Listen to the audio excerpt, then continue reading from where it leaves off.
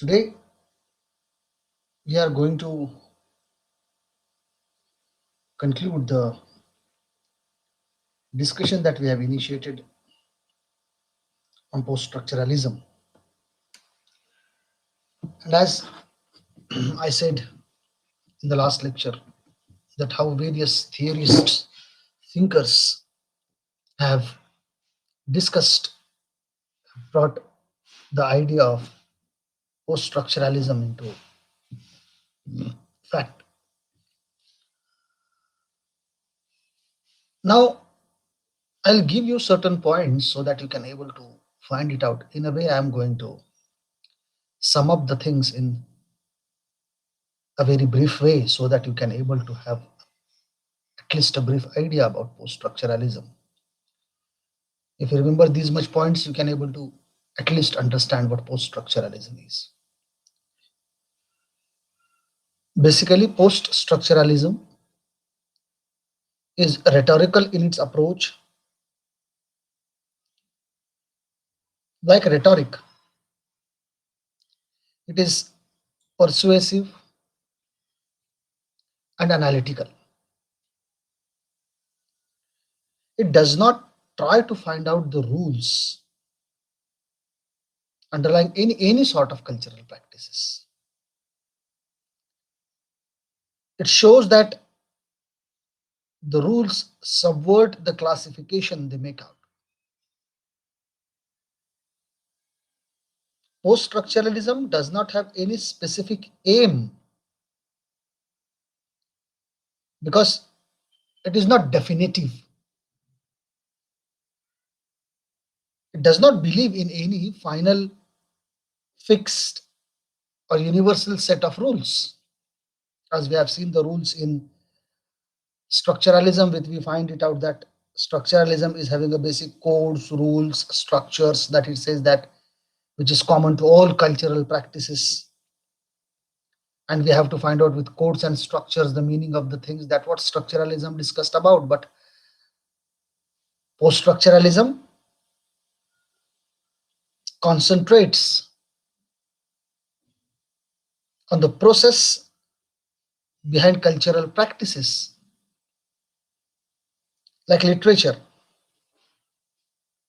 and not on their end result, that is meaning. It is not focusing on meaning.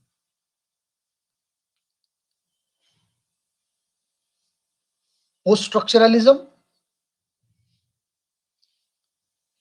is also against humanist and empirist theories.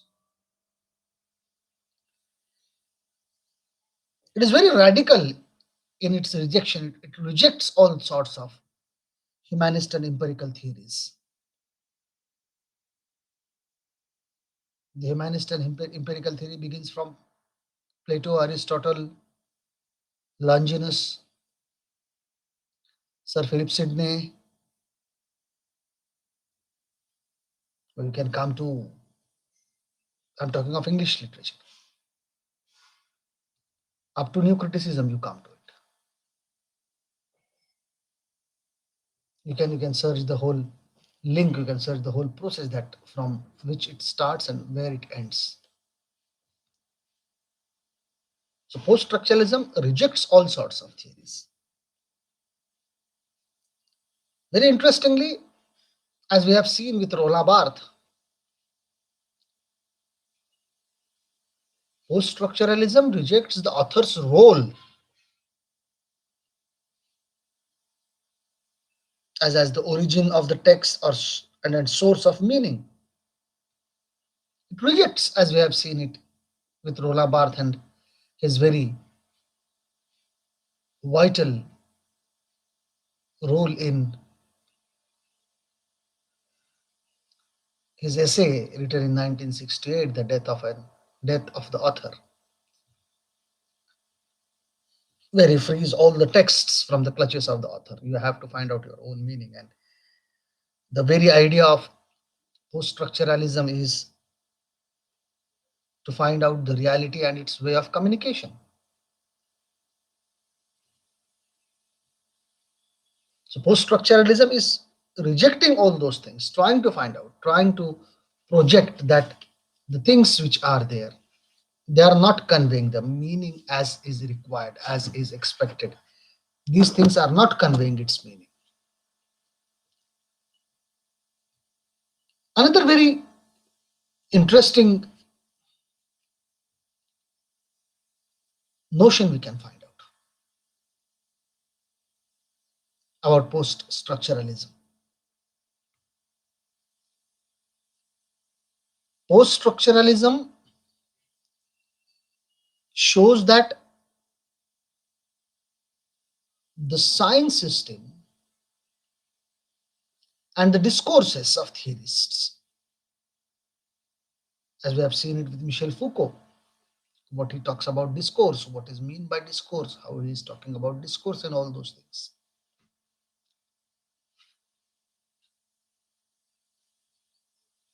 What post-structuralism shows, that the science system and the discourses of theorists are not free from inherent breaks and discontinuities. There are always discontinuities, there are always breaks. Even you will find out post-structuralism challenges the structuralist claim. What is the structuralist claim? Structuralist claim that uh, we have to reveal the rules or codes that unite and regulate literary text, because everything is scientific, every structure, because structure is scientific. And post structuralism challenges this structuralist claim to be scientific. It is challenging structuralist claim to scientific study of literary text by revealing the problems involved in such kind of studies.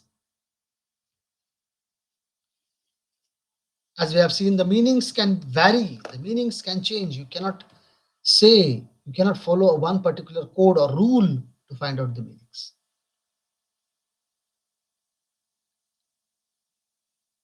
Even post structuralism removes the distinction of literary and non literary.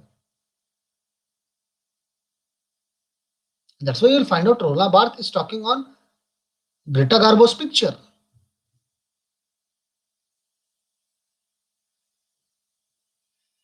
Cultural studies became part of discussion,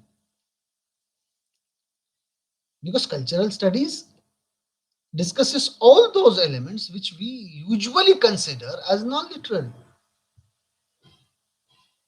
So post-structuralist and even later on postmodernism rejects all these sorts of distinctions between literary and non-literary. And that's why you will find out, my friends, when somebody asks a question, most of the time the students used to have a doubt and query in their mind, sir, how can we study a film? Film is not part of literature. But post-structuralism, postmodernism rejects the whole idea that there is no literary or non-literary things. That's why we started to study films. We have a complete paper on literature and film, where you will find out films are part of your understanding, part of your studies. It affects the whole society. It makes the whole society. It wants, if you want to make a change in society, you require to have control.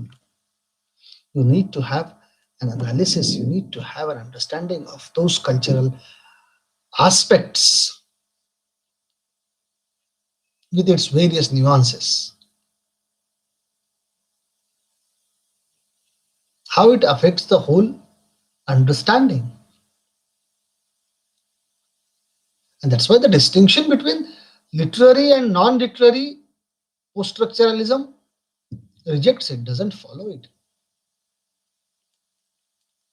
Even you will find out it does not make use of any traditional elements. because the same thing which structuralism also follows, because structuralism does not use the traditional element of plot, character, theme, setting, tone, etc., etc., that we are going to, but what we have discussed when we talked about structuralism, when I have given you the chart that what exactly is post structuralism used to talk, structuralism used to talk about. Similarly, post structuralism also follows the way that structuralism has initiated in this aspect only. It does not make any use of the traditional elements like plot, structure, character, theme, setting. And then please understand these things, my friend. Most of the students nowadays, they also follow the same sort of traditional method for studying the texts. And that is why we used to say time and again to most of the students that we need not to follow the traditional way of understanding the text. What is the plot of the story? And then you will find out it's common. Those students who have completed their bachelor's of arts from English or BA English, they know that how they wrote the paper. We followed the traditional method, traditional way of analyzing the text always. We have not, you can say, taken any efforts to follow the structuralist way or post-structuralist way. Following structuralist or post-structuralist way seems to us that we are doing something new, something different. No, the rest of the efforts made by the different scholars, different students of literature, is to understand the literary text from post-structuralist perspective. You have to find it out, you have to analyze it, because structuralist perspective, post-structuralist perspective used to tell you all those things which are very much important in understanding. Instead of in structuralism, what we did, instead of following the plot, text, plot, character, theme, setting, tone. What we did in structuralist, we did it with parallel balances, reflections or repetitions, contrast, patterns, symmetry. We talked about all those things in structuralism. And post-structuralism also mentions it very categorically that we have to remove the use of, not rejecting totally, please understand it. It rejected the liberal humanist approach. Why liberal humanist approach? Because liberal humanist approach based on these type of analysis. And that's why you will find out post-structuralists or post-structuralism does not make any use of traditional elements. It uses its characteristic terms and methods. When we, from Monday, when we start with deconstruction, because deconstruction is considered to be the applied post-structuralism initiated by Jacques Derrida.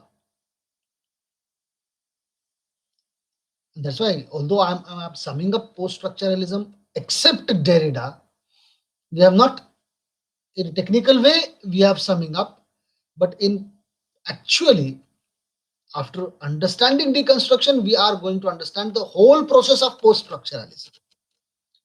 So post-structuralism is not complete without Derrida's deconstruction.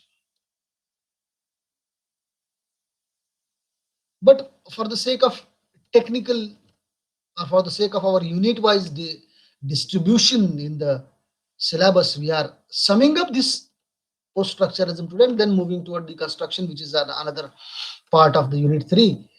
Then we will, in a real sense, we are going to complete post-structuralism. The post-structuralism has its own methods. Methods like, because as I said, deconstruction is an applied part of post-structuralism.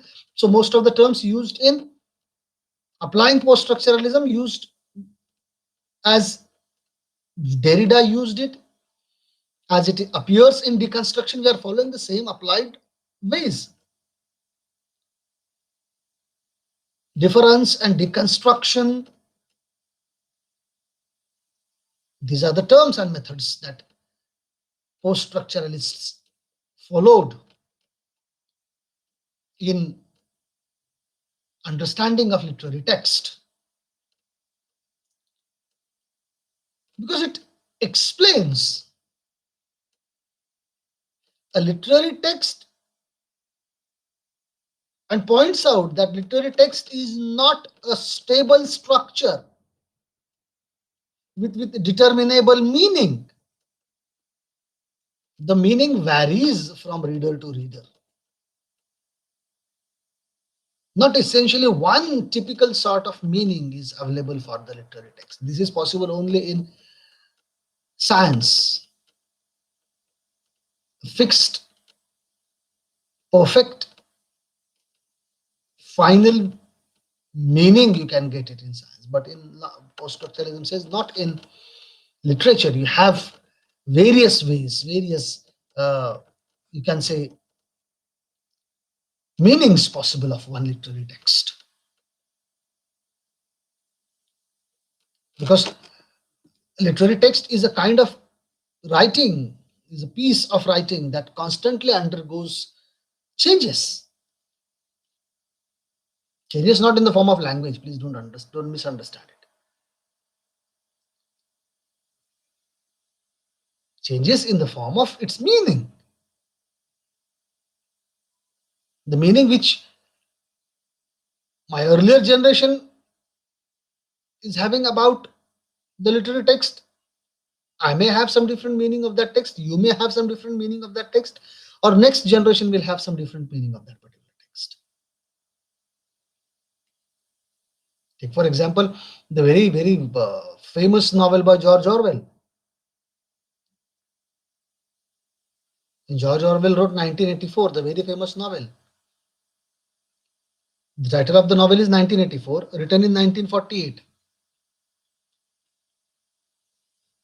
At that time, that generation thought that it is not possible to have something who will control the whole world, because the very famous word "big brother" is watching you, big uncle is watching you. And if you, they have imagined that, but today it becomes a reality that you are controlled by some agencies, you are controlled by someone, and if you don't understand that control, then it's difficult for us to, because as students of literature, at least we should understand that what George Orwell said it in his very famous novel. If you understand very carefully, my friends, we are controlled by one particular thing. Please understand that when you open up your internet, you are open to the world, and you are being controlled by some agencies. They have already entered into your house with your smartphones. They can watch you what you are doing. Your whole activity is observed. You can see with Google also that how Google is observing your whole activity. You will find out all those things are taking place. And that's why every text is changing its meaning. And that's why text is not having a determinable meaning of one particular thing. It always changes. It is not having the same kind of meaning.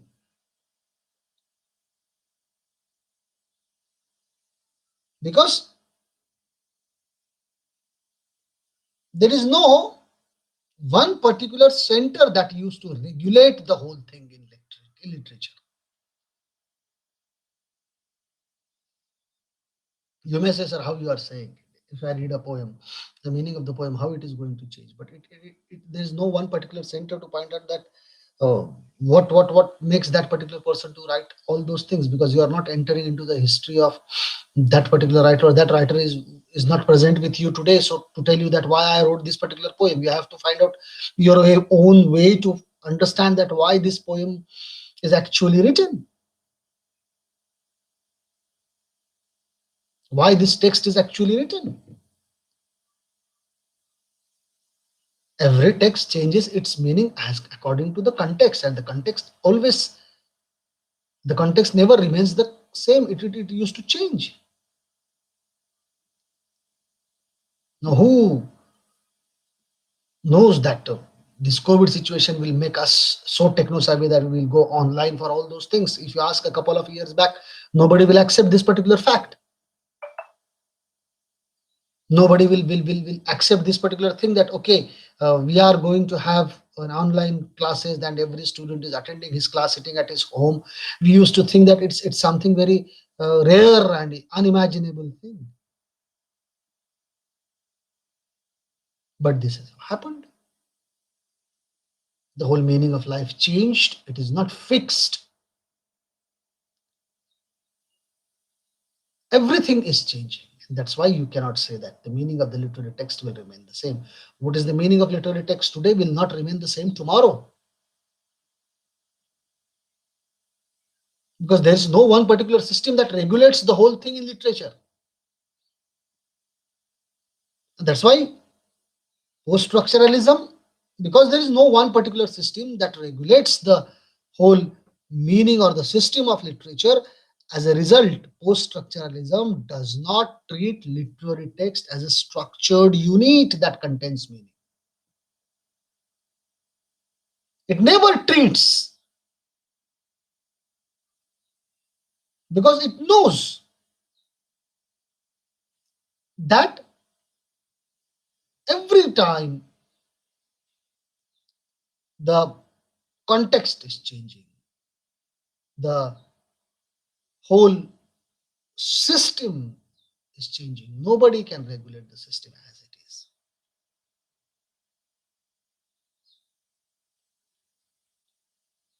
As structuralism, when we think about it,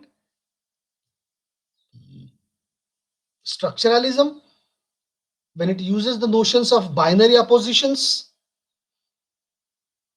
night, day, male, female, we have seen that in structuralism. To understand the meaning of that particular thing, you need to have a binary opposite with it, so that it will be easy for you to understand the meaning of that particular thing.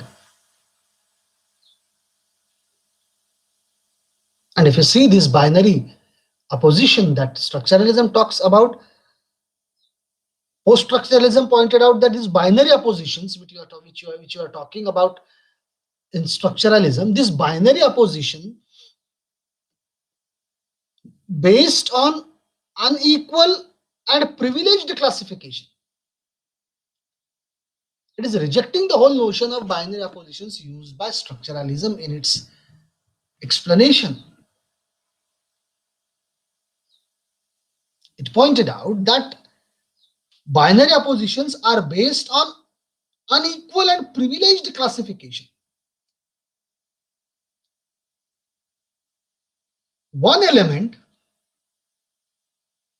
in a pair of binary opposition is always thought to be superior,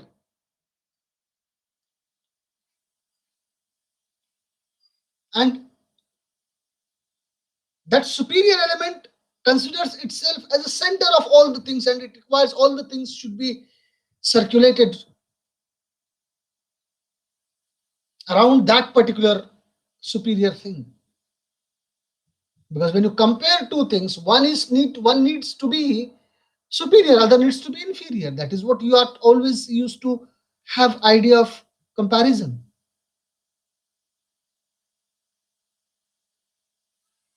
Post structuralism very categorically mentions that none of the two elements is completely opposite. The two elements are not completely opposites. Sometimes they share certain qualities and blur boundaries between them. If you are saying that night and day are completely opposite to each other, there are some common factors amongst in those two things. So how can you say that both the things are totally opposite to each other? If you're talking about male and female, you have to understand that certain features are common. How are you saying they are completely binary opposite to each other? There are certain features which are common, they are not completely opposite. There are certain elements which are blur, they are on the boundaries. And these blurring boundaries, you will find out. The literary texts need to trace out those blurring boundaries. And what blurring boundaries these uh, literary texts have traced, a research scholar need to find out those blurring boundaries. That these are the blurring boundaries that the literary text have traced. They have traced all these blurring boundaries because post-structuralism rejects the complete opposition, binary opposition. There is no complete opposition to it. There are something common, there are something close. And even it says that if you are saying binary oppositions, the idea of binary opposition is based on unequal and privileged classification. The idea of superiority and inferiority comes all together with it. It's unequal classification. So post-structuralism does not follow the complete idea of binary oppositions that structuralism discussed in its textual analysis.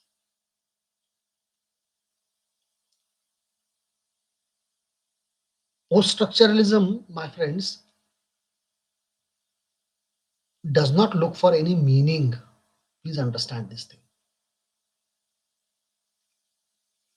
Post-structuralism does not look for meaning in any text because it is based on the belief that the text does not contain a fixed and final meaning. It believed on this fact. The text does not contain a fixed and final meaning. That's why post-structuralism does not look for meaning in any text.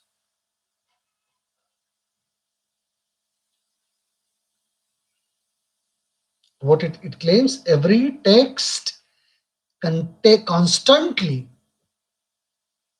reverses its hierarchies. It reverses its hierarchies. Like central and marginal. The one who is central in the text, probably someone will find that is not central in the text, that is marginal in the text. Or the idea of good and evil. Take the take the whole idea of the one of the most important epic of India, Ramayana. What is commonly discussed about Ramayana, that Ram is hero and Ravana is the villain. But if you fix this meaning of that particular epic, you are at fault for certain level. Why? Because if you read Ananda Nilkanthan, the writer who used to write it in English, who's trying to re narrate the whole myths and mythology and epic, Ananda Nilkanthan in his novel Asura says that Ravan is the hero. He is the hero.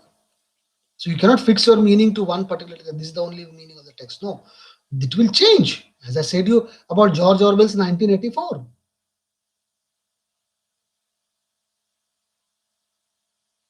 Or if you see the very famous play of Shakespeare, The Tempest, or Hamlet, look at the meaning of the Hamlet, how it changes. So Hamlet is not simply a person or prince of Denmark. Hamlet can be Haider in Vishal Bhardwaj's sense,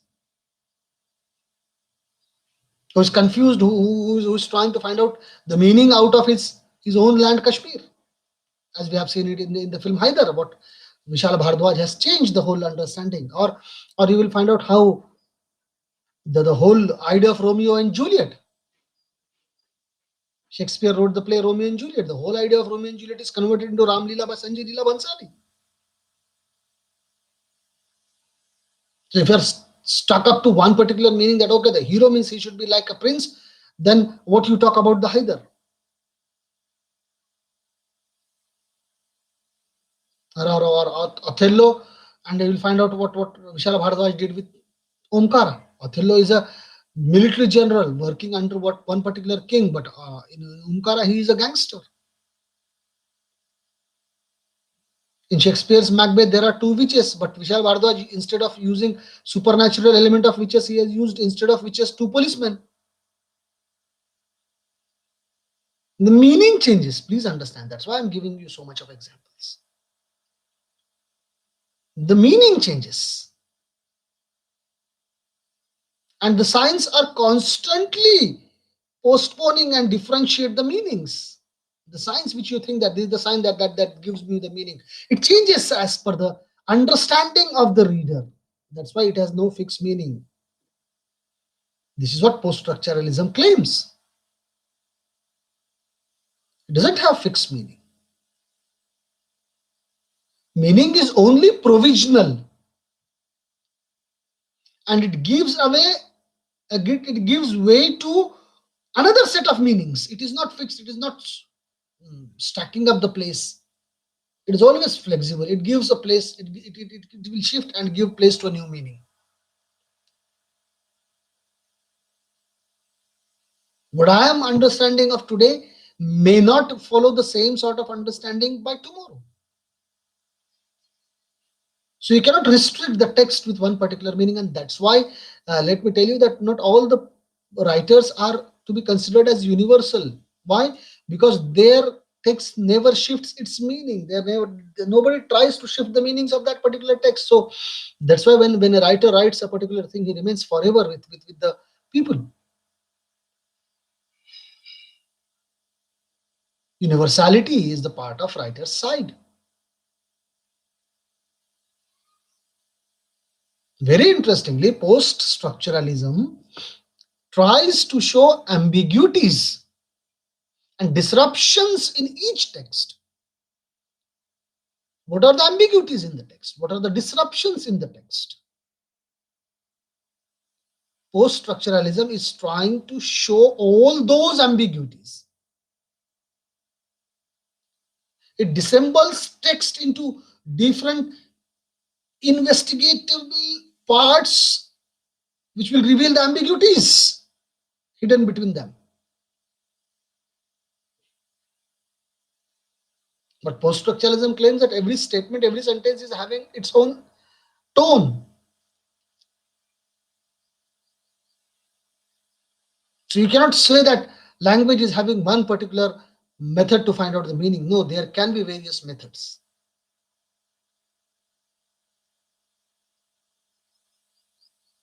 What we studied in structuralism, that language as a system of science, that is what defined by structuralism. Even structuralism pointed out that language is not referential but relational and differential. We have talked about relational aspect of language when we discussed structuralism. Even we discussed that structuralism does not offer any particular uh, object. It does not refer to particular object. It refers to mental concepts that we have discussed in structuralism. And post-structuralism criticizes all these structuralist views of language. Post-structuralism criticizes the structuralist view. Because according to post-structuralism, language is not a stable science system, but it is endless game of science. Not stable science system. The science are changing.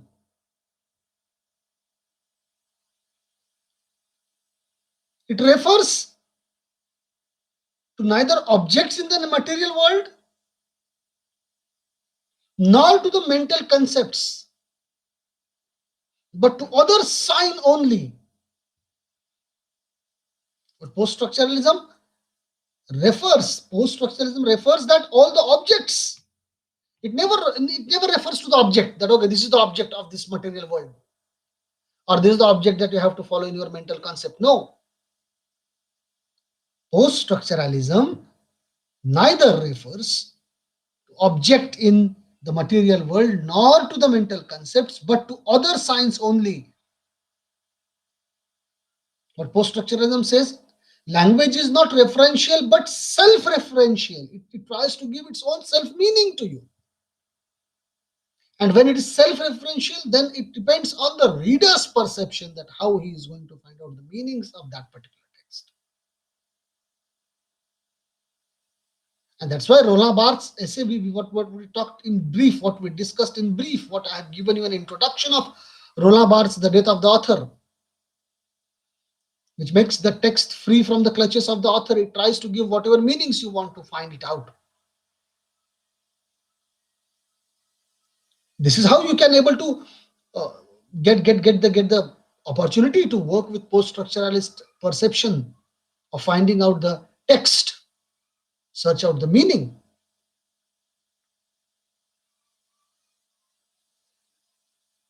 If you remember what we talked in structuralism, that a signifier is linked with a particular signified as a matter of social convention. The idea of signifier and signified that we talked about.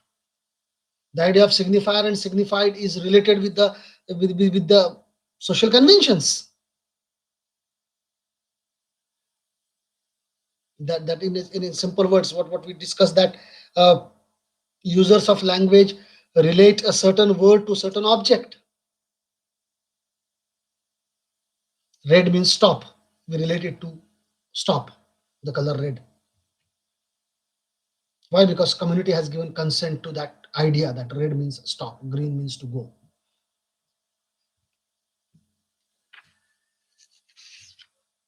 Post-structuralism rejects this view, saying that a signifier is or can be related to a signified, or the idea of signified as meaning. It is not essential to be related with it. It can be related.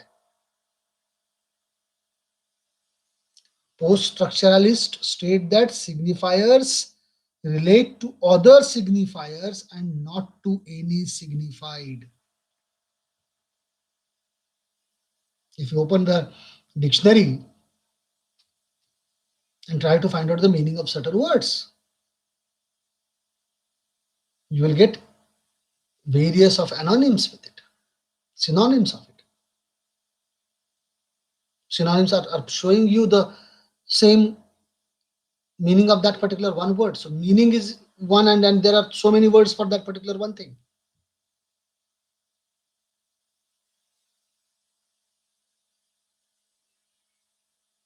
If you find it out that the signifier, if you are recording signifier, then you find out there is a parallel signifier to it that is called as synonyms with us.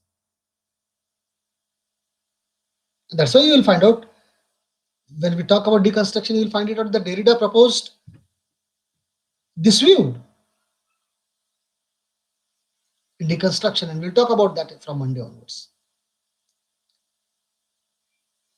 So if you see very carefully, post-structuralism is not concerned with discovering of meaning,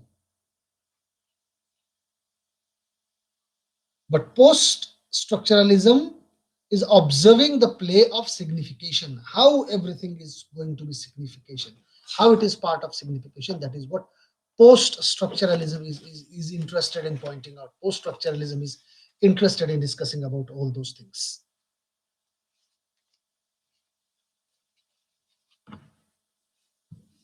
Now, the initial problem here is that post structuralism often claims that it is more an attitude of mind than a practical method of criticism.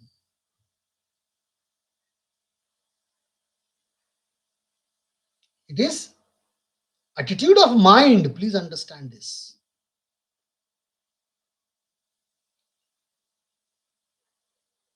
If you remember Jean Baudrillard that I discussed yesterday, if you remember Deleuze I discussed yesterday,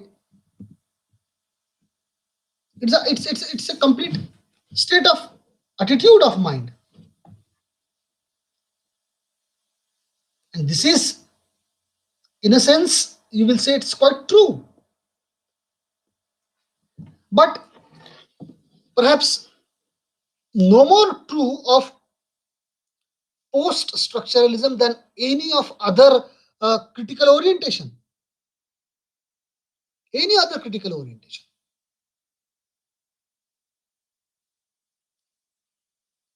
Like Marxism or feminism or even liberal humanism. Can criticism be called a method?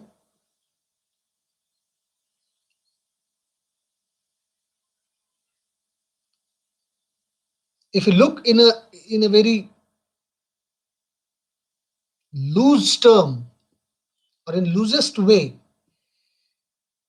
since no one has provided anything like step by step procedure of analyzing literary work.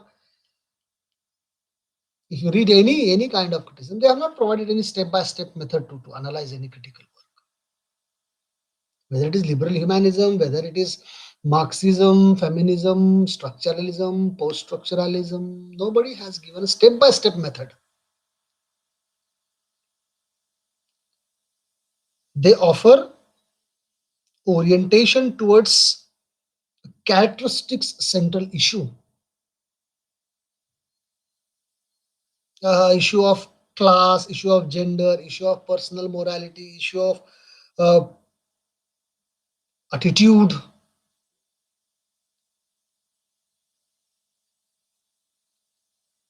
Then what seem to be the characteristics of post structuralism as a critical method? And please understand, my friend, post structuralist thinking or post structuralist literary critique is engaged in the task of deconstructing the text that we are going to start it from Monday. The process, which is given the name of deconstruction, can be, as I said, roughly defined as an applied post structuralism. It is often referred to as reading against the text itself. Why? With a purpose. Knowing that the text as it is cannot know itself, we have to read it against the text. This is what Terry Eagleton also defines it. You have to read against the text because knowing the text it as it is cannot know itself. The text itself cannot know all the things. You have to know. And what is the method to read against the text itself? You will find out the things.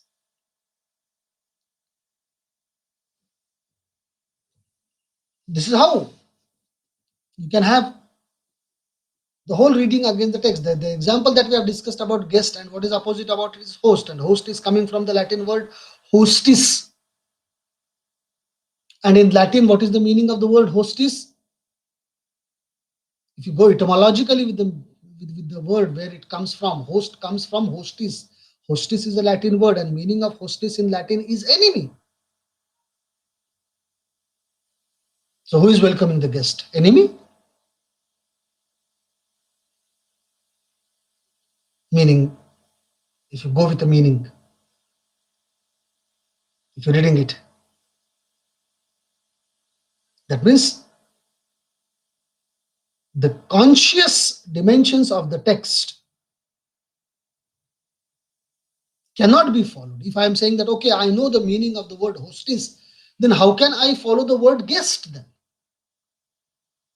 So I cannot follow the conscious dimensions of the text. The repressed unconsciousness within the language need to be sensed when you are trying to find out the meaning of the text.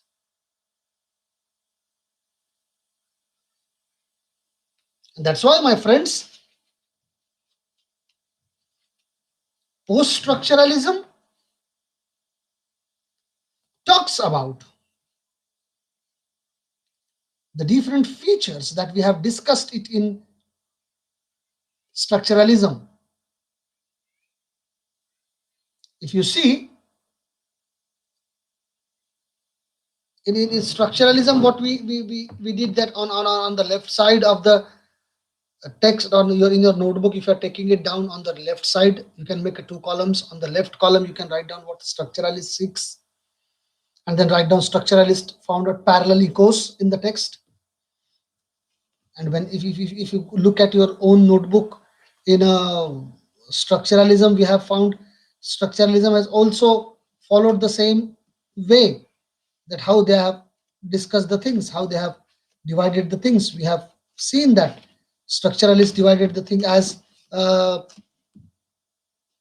with liberal humanist.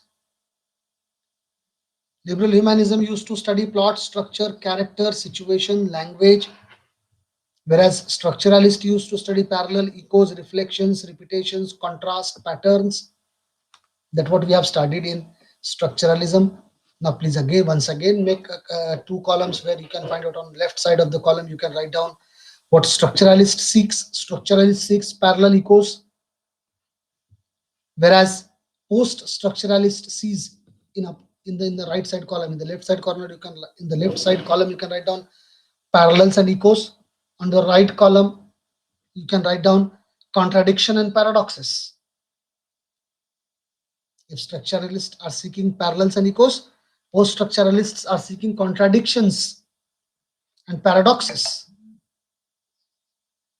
Structuralists seeking balances, post-structuralists seeking shift or breaks. Shift or break in which? In tone, in viewpoint, in tense, T-E-N-S-E, time, person, attitude. Post-structuralists seeking shift and breaks in these 6 points.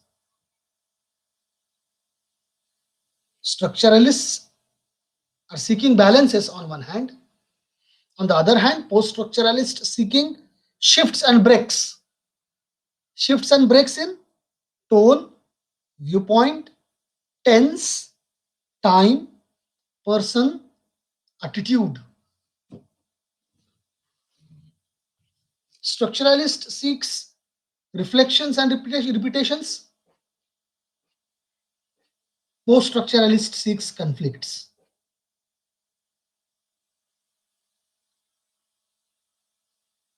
Structuralist seeks symmetry. Post-structuralist seeks absence or omissions, you can say.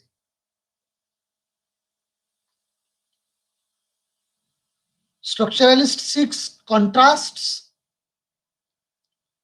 Post-structuralist seeks linguistic quirks. Structuralist seeks patterns. Post-structuralist seeks aporia.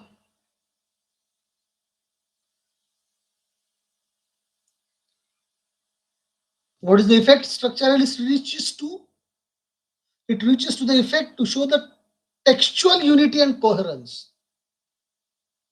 Textual unity and coherence you can seek from structuralist view. But what post-structuralist view? To show textual disunity. This is what the list you can have with structuralist and post-structuralist.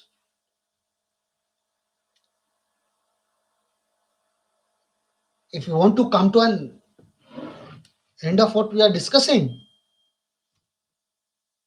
we'll come to an end with one simple thing, that what post-structuralist critique do then. Post-structuralist critique, in a nutshell, I'm once again recapitulating all those things.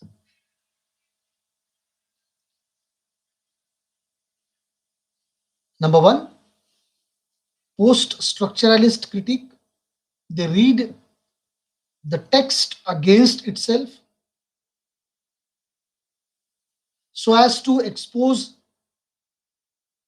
what might be thought as textual subconsciousness, means where the meanings are expressed which may be directly contrary to the surface meaning. They may not follow the surface meaning. They are following certain meaning which have been hidden inside. That's why you can say they are reading the text against itself. The second important thing the post-structuralist critique do, they fix upon the surface features of the words. Similarities in sound, the root meanings of the words,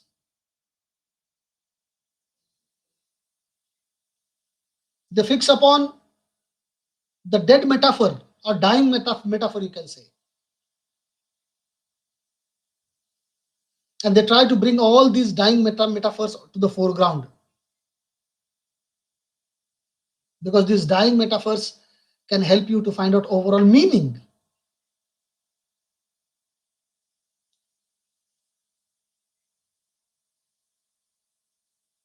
Thirdly, they seek to show that the text is characterized by disunity rather than unity. This is what post-structuralist critique used to do. They concentrate on a single passage and analyze it to intensively. This experiment you can also do at your leisure time. They concentrate on a single passage and analyze it so intensively that it becomes impossible to sustain a univocal reading. You cannot sustain to one kind of reading only. And the language, when they concentrate on one paragraph, the language explodes into multiples of meanings. Multiplicities of meaning you will find out once they focus on one single passage and analyze it intensively. Because once you focus, you will find out alternate meanings of it, multiple meanings of it. That's why no one perfect, one fixed meaning. What happens with most of us, unfortunately, that when we try to study certain text, we follow the meaning that what the concerned teacher has given the meaning to that particular text. And even as a teacher of literature, I cannot say that there is only one meaning, what I said is correct. No, there are multiple meanings. Being a student of postgraduate course of English, you can also find out another meanings of the text. No one particular meaning is there for the text. You can claim that there are different meanings, and multiplicities of meanings have to be accepted as it's a part of post-structural work. But this is what, if I say so, you will say, sir, nobody will accept it. That is another case. But actually, no one particular meaning is final. You can have your own meaning. The thing is that you have to convince the person with the meaning. Only saying that I am finding this meaning, no, you have to convince it how you found it. You have to give your ideas about it, that okay, this is what the meaning of it, and this meaning reaches to this particular thing. As I said you that for Vishala Bhardwaj, the meaning of the text Hamlet is Hyder. Hamlet can be possible in each and every house if you try to find out the meaning of Hamlet. Or King Lear can be any old father whose children denied him. The people living in what we call so-called Vradhashram, old age homes. They are following the same condition that King Lear has followed. They need not to be the king of any state, but they are also following the same pain that Lear followed in his play that Shakespeare wrote. You can have multiplicities of meaning, find it out in it. So post-structuralism gives you that there is no one meaning, there are multiplicities of meaning. And very interestingly, post-structuralists look for the shifts and breaks of various kinds in the text. There are shift in ideas, shift in meaning, break in ideas, break in, if I talk it in a very common thing, that there are various conflicts available in the text. There are various omissions, that certain things has been omitted. You can able to find out that this has deliberately omitted by the writer, because this will change the whole understanding. And that's why they look for the shifts and breaks in various kinds of text, various kinds in the text, and see these as the evidence of what is repressed or glossed over or passed over in silence by the text. Certain things are made repressed. Someone has been oppressed by the text.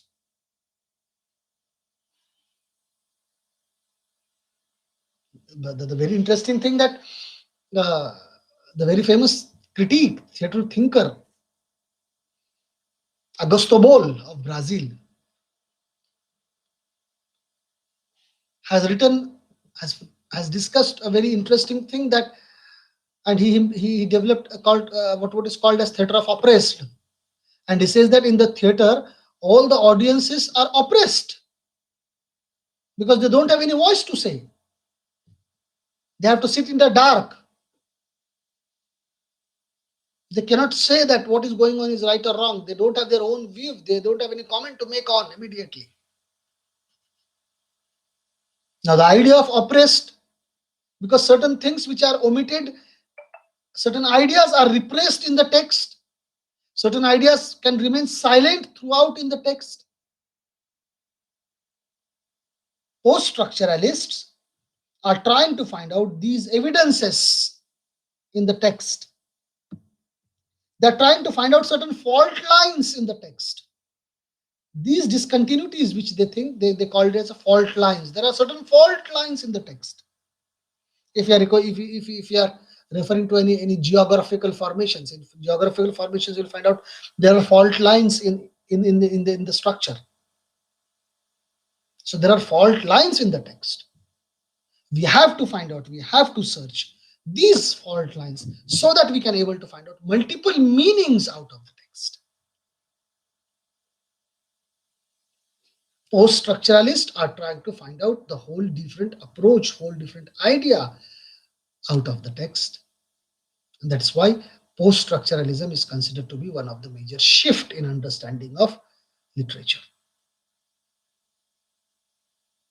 We'll stop here the discussion of post-structuralism, and we'll continue on Monday about deconstruction, which is considered as applied post-structuralism.